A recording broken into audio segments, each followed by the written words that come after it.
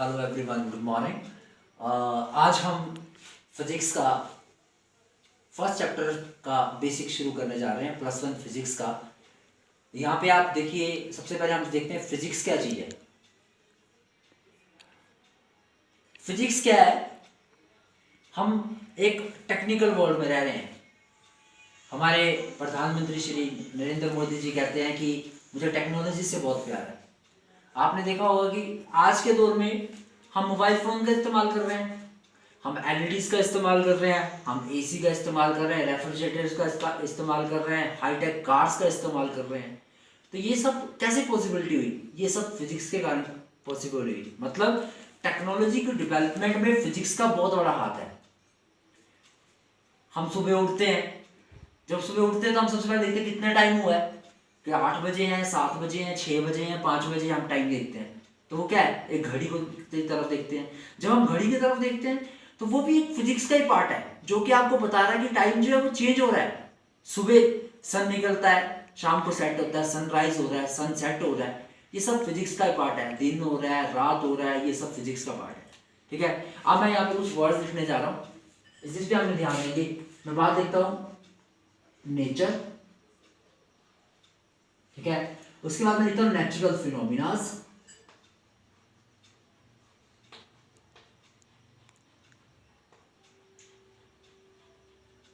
Technology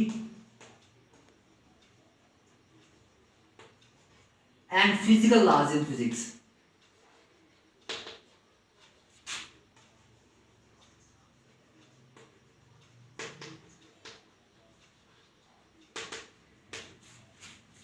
जैसे मैंने आपको पहले ही बताया कि टेक्नोलॉजी की डिस्कवरी, जितनी भी डिस्कवरीज हो रही है वो with the help of physics हो रहे हैं। आप देख रहे हैं, हमने मंगलयान छोड़ा, एस्ट्रोनॉट जा रहे हैं, स्पेस के अंदर जा रहे हैं, ठीक है। उत्तरी कोरिया और आप सबको थ्रेट कर रहा है कि न्यूक्लियर पावर हमारे पास, हम क्या करते, हमारे पास ज्यादा है। ये सारा कहां से? टेक्निकल वर्ल्ड है। तो हमारे पास क्या है? फिजिक्स हमें सिखा रही है कि भाई you are living in the technical world. इस टेक्निकल वर्ल्ड के अंदर क्या है? बहुत से ऐसे फिजिक्स के सिद्धांत है, रूल्स हैं, फिनोमिनास हैं, जिसका हम इस्तेमाल करके फिजिक्स को हम सीखते हैं। जैसे मैंने डिस्कस किया, आपको बताया कि भाई सनराइज हो रहा है, सनसेट हो रहा है, तो वो सब नेचुरल फिनोमिना है। मैं आपको एक और चीज बताता हूं, फिजिक्स को किंग ऑफ साइंस भी कहा जाता है।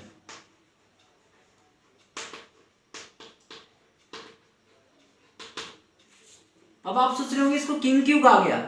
क्योंकि फिजिक्स ऐसी ब्रांच है जिसके अंदर सब कुछ कवर किया गया। फॉर एग्जाम्पल मैं लेता हूं, लाइट का इस्तेमाल हुआ, लाइट्स का इस्तेमाल कर रहे हैं ठीक है। हम रेफ्रिजरेटर का इस्तेमाल कर रहे हैं, एसी का इस्तेमाल कर रहे हैं, हम फैन का इस्तेमाल कर रहे हैं, हम ऑप्टिकल लेंसेज का इस्तेमाल कर रहे हैं, ठीक है। हम गाड़ी का इस्तेमाल कर रहे हैं, हम ट्रेन का इस्तेमाल कर रहे हैं, एरोप्लेन्स की डिस्कवरीज हुई। ये कहां से हुई? ये फिजिक्स से हुई, ठीक है। तो ये फिजिक्स एक बहुत वाइड सब्जेक्ट है, ठीक है। मैंने जैसे आपको बताया था, फिजिक्स बहुत वाइड होने के साथ साथ क्या है, ये ऐसा सब्जेक्ट भी है जो और सब्जेक्टों का पार्ट भी है। मींस टू से कि फिजिक्स का रिलेशन और सब्जेक्ट के साथ भी है, ठीक है। आपने इस बात पे ध्यान देना, तभी इसको किंग ऑफ फिजिक्स भी, फिजिक्स को किंग ऑफ साइंस भी कहा जाता है।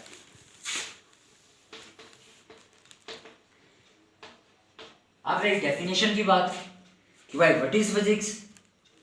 हम बोल देते हैं physics is a branch of science which deals with nature and natural phenomena. Nature and natural phenomena, nature क्या चीज है, नेचुरल फिनोमिना क्या है, मैंने आपको एक्सप्लेन कर दिया। आप ये भी ऐड कर सकते हो कि भाई आल्सो डील विद टेक्नोलॉजी,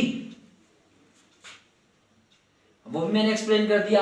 अब क्या फिजिकल लॉ इन फिजिक्स क्या है? अब क्या लॉज हैं?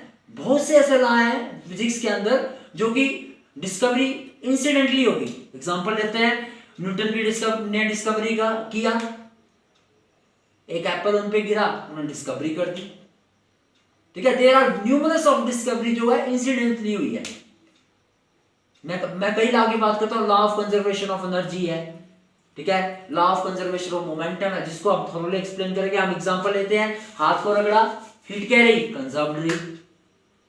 फिर आगे हम एनर्जी के बारे में बनेंगे, क्या है, एक रूम है हमारे पास, अगर रूम में पानी स्टोर किया है तो उसके पीछे एक दीवार लगा देते हैं, तो कौन सी एनर्जी आती है?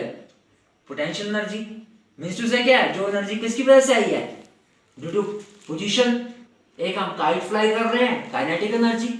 अब मुझे क्या करना है, मैं पानी का इस्तेमाल कर रहा हूँ, पानी को टरबाइन पे फॉल कर रहा हूँ, स्पीड से फॉल, जब मैं उसको टरबाइन पे फॉल कर रहा हूँ तो क्या हो रहा है, the sum of potential energy और काइनेटिक एनर्जी, टोटल एनर्जी क्या निकल रही है, जिससे मैकेनिकल एनर्जी। ठीक है, अब मैंने स्विच ऑन करता हूँ, फैन स्टार्ट रोटेटिंग, कैसे हुआ?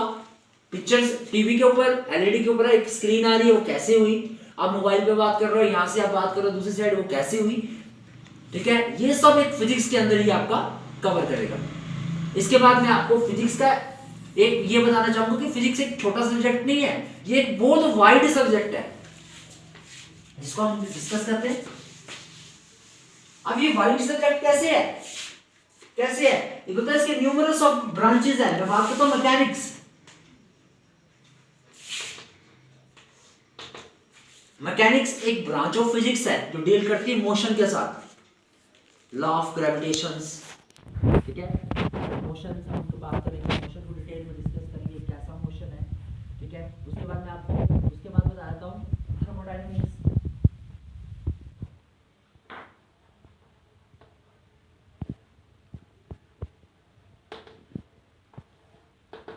अब थर्मोडायनेमिक्स क्या चीज है?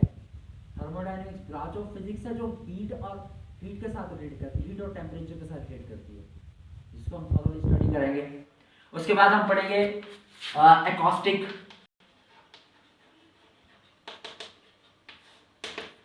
अब एकॉस्टिक क्या चीज है? एकॉस्टिक भी ब्रांच ऑफ फिजिक्स है जो साउंड के साथ रिलेट करते हैं। ठीक है, उसके बाद हम पढ़ेंगे ऑप्टिक्स।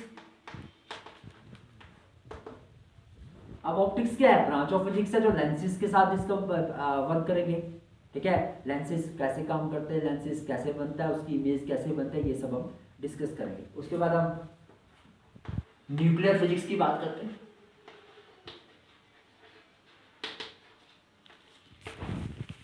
न्यूक्लियर फिजिक्स में क्या है, हम न्यूक्लियर के बारे में बात करेंगे, एटम्स के बारे में बात करेंगे।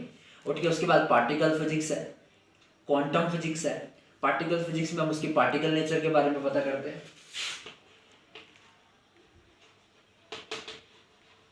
पार्टिकल फिजिक्स में क्या है, इसके पार्टिकल नेचर के बारे में बात करते हैं। क्वांटम फिजिक्स है जो डील करेंगे आपके साथ माइक्रोस्कोपिक सब एटॉमिक पार्टिकल्स के साथ डील करेंगे, जिसको हम थोरोली स्टडी करेंगे।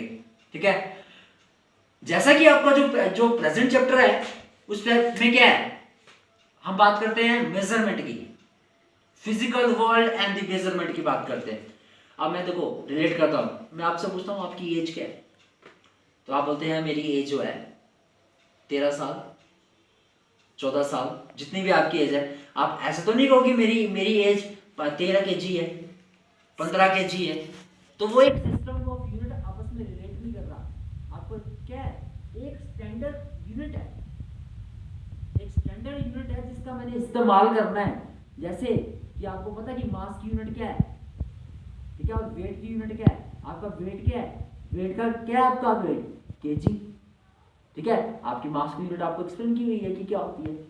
अब क्या है, आपका वेट कितना है 13, आपका वेट कितना है 50 किलो 60 किलो।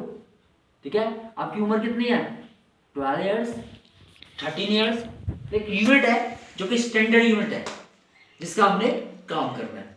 ठीक है, जैसे आपको मैंने एक्सप्लेन कर दिया स्टार्टिंग से कि ये फिजिकल वर्ल्ड के साथ नेचर के साथ डील कर रहा है। अब बात आती है मेजरमेंट। मेजरमेंट की जरूरत क्यों पड़ी, एक क्वेश्चन अराइज होता है कि मेजरमेंट की जरूरत क्यों पड़ी। मेजरमेंट की जरूरत क्यों है, because to overcome the inconsistency in the world. आपने जब मुझे फर्स्ट टाइम देखा तो आपने बोला है कि हमारे सर जो है वो क्या, उनकी हाइट जो है लगभग 6 फीट है, तो आपने आइडिया से बता दिया 6 फीट। ठीक है, तो आपको एक आइडिया था कि 6 फीट हाइट है। अब मुझे पता है कि 1 फीट में कितने इंचेस होते हैं, 1 इंचेस में कितने सेंटीमीटर होते हैं, तो वो क्या है, एक सिस्टम ऑफ यूनिट्स है। सिंपल वर्ड में क्या है, to overcome the inconsistency over the world. ठीक है, अब उसके बाद एक और वर्ड यूज हो रहा है मेजरमेंट के आगे, मैं यूज कर रहा हूं कि एक्यूरेसी, कितना के एक्यूरेट आप मेजर कर रहे हो।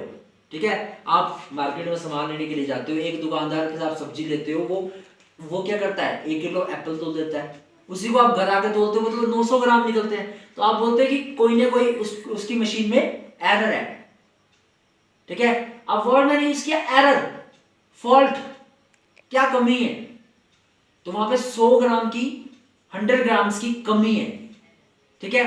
तो उसको मैं क्या करता हूं, मेरे को मैं सिर्फ देखता हूं कि 100 वहां पे 100 ग्राम्स का एरर है, तो मैंने वर्ड्स इस्तेमाल किए कि मैंने पहले मेजरमेंट जरूरी है,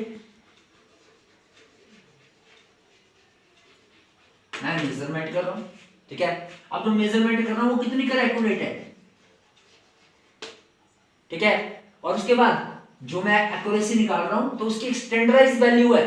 मैंने एप्पल की वेट की बात की, कुछ क्वांटिटीज की स्टैंडर्डाइज्ड वैल्यू होती है, जैसे कि हमारे पास क्या है, एक्सेलरेशन ड्यू टू ग्रेविटी की वैल्यू क्या होती है, 9.8 मीटर पर सेकंड इनवर्स स्क्वायर, जो कि हम डिस्कस करेंगे।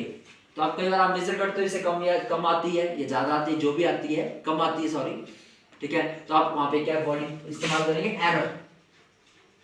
मींस टू से एरर क्या चीज है, जो आपको पता है value, exact value minus observed value minus क्या बोलते हैं जो आपके पास एग्जैक्ट वैल्यू है, दोनों को आप माइनस करते हो, तो माइनस करने के साथ आप क्या निकाल सकते हो, वहां पे कितना अगर एरर है। अब फिजिक्स के अंदर कुछ ऐसे लॉज हैं, ठीक है, जो ऐसे लॉज हैं, जो लॉज, जितने भी लॉज हैं, तो वो एकदम से तो नहीं आ गए, ठीक है।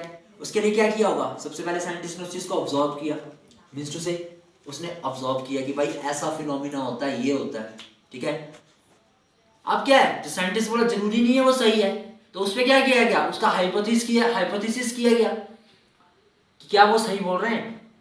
जब वो हाइपोथेसिस किया गया तो उसके बाद क्या हुआ, उसके बाद हमने क्या किया, जो उस हाइपोथेसिस से ऑब्जर्वेशन निकली उसको चेक किया गया क्या वो ऑब्जर्वेशन सही है। फिर उसके बाद क्या किया गया, एक्सपेरिमेंटेशन किया गया। जब एक्सपेरिमेंटेशन किया गया तो चेक किया गया क्या ये जो इस साइंटिस्ट ने फिजिकल कुछ भी जो लॉज दिए थे, क्या जो फिनोमिना दिए थे, क्या वो सही है। तो ये फिजिक्स का एक ब्रीफ आपको स्केच दे दिया गया है कि फिजिक्स क्या है, वो क्या बताती है, वो ब्रीफ आपको डिटेल में बता दिया गया है। तो इस पे आप गौर करेंगे। Thank you.